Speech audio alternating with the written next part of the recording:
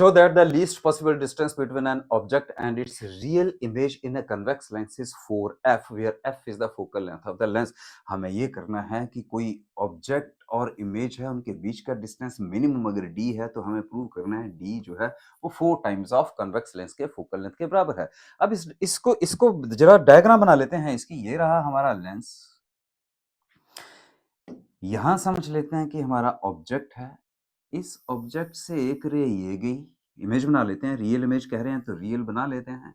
ये यहाँ मीट हो गई, एक और रे मैं ले लेता हूं, ये रे भी यहाँ मीट हो गई, ये रही रेस, ये बन गई हमारी एक रियल इमेज। आई लिख देता हूं, ये है हमारा ऑब्जेक्ट ओ लिख देता हूं, थोड़ा इसका सेंटर भी बना देता हूं। Is it okay? अभी कह रहा है कि ऑब्जेक्ट और इमेज के बीच का डिस्टेंस मिनिमम हो, तो हम उसको मिनिमम ले लेते हैं और इसकी वैल्यू मैं यहां रख लेता हूं कि let that value is D. Is it okay?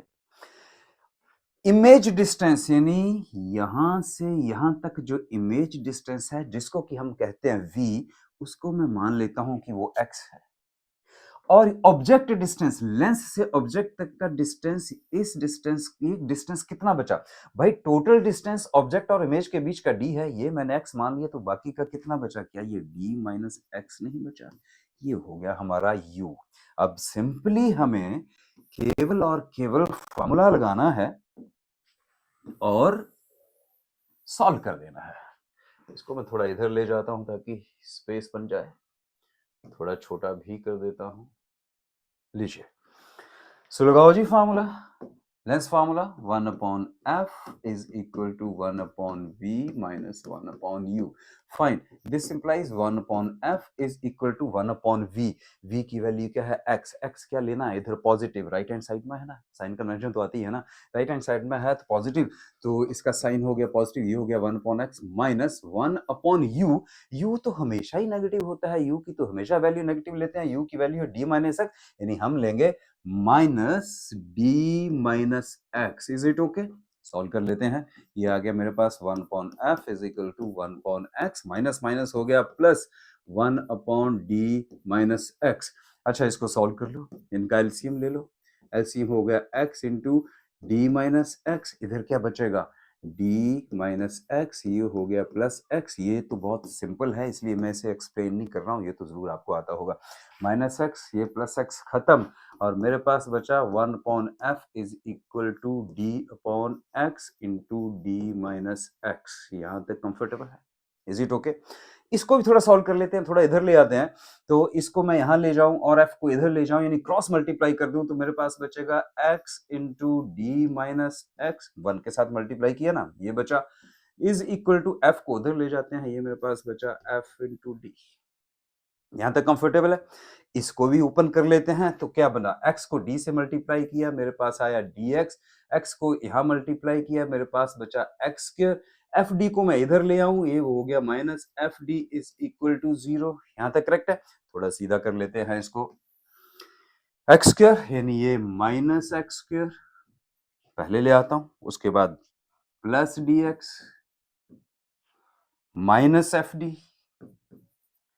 Is equal to 0। जरा ध्यान से देखो, ये क्वाड्रेटिक इक्वेशन दिख रही है ना, लेकिन क्वाड्रेटिक इक्वेशन में एक बहुत इंपॉर्टेंट कंडीशन है कि हमें इसको पॉजिटिव करना है, तो इसको मैं माइनस से डिवाइड कर दूं तो मेरे पास क्या आ जाएगा? एक्स स्क्वायर, ये प्लस है, ये माइनस हो गया, माइनस डी एक्स, ये प्लस हो गया, f d is equal to 0। ये बन गई मेरी क्वाड्रेटिक इक्वेशन। अब क्वाड्रेटिक इक्वेशन को अगर सॉल्व करना हो तो हमें रूट्स कैसे निकालते हैं मालूम है ना? अच्छा नहीं, समझते हैं।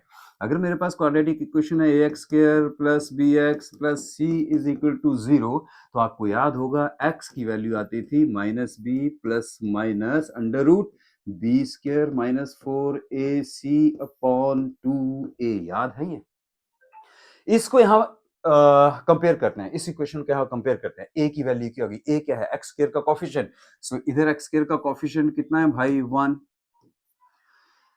x का कोफिशिएंट क्या है? b। इधर b की वैल्यू कितनी आ जाएगी? Minus d। और c पूरे का पूरा कांस्टेंट है, तो c की वैल्यू कितनी होगी? F d. अब ये a b c की वैल्यू इधर रख देते हैं फार्मूले में, काम हो गया। So x is equal to minus b।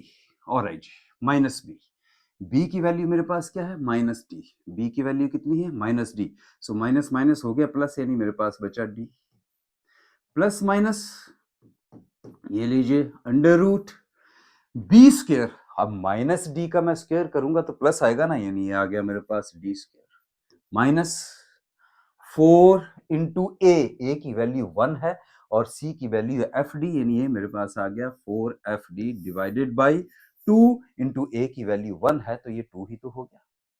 अब आपने अगर आप देखें तो आप रूट्स जब फाइंड आउट करते थे तो ये जो डिस्क्रिमिनेंट है, ये डिस्क्रिमिनेंट अगर ग्रेटर देन इक्वल टू 0 हो तो हम कहते थे रूट्स आर रियल। सो यहां लिख देते हैं यार for real roots, real roots ही तो निकालने पड़ेंगे ना इस चीज के लिए, for real roots d minus 4fd must be greater than equal to 0, correct?